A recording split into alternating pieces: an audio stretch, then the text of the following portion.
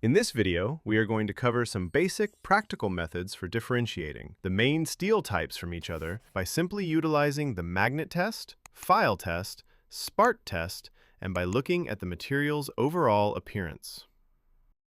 So let's begin our identification. If the metal is magnetic, soft when filed, it gives off long yellow sparks and has a dark gray appearance, it's probably mild steel.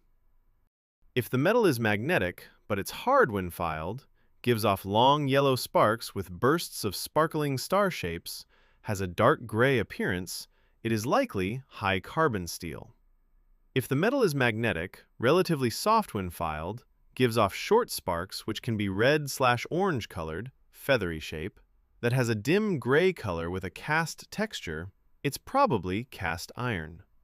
If the metal is magnetic, is hard when filed against, gives off red/orange thick sparks, and has a shiny gray appearance, it's likely chromium steel. If the metal is non-magnetic or very weakly magnetic, is soft when filed, gives off very small red/yellow sparks, and has a shiny silvery gray appearance, it's likely a nickel-chromium alloy. If the metal is non-magnetic, is hard when filed, gives off yellow/white sparks, has a dim gray cast appearance, it's probably a manganese steel.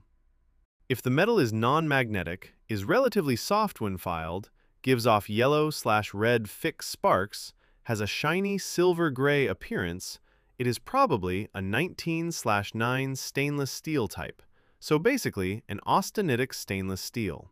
Note that ferritic stainless steel, however, is typically magnetic.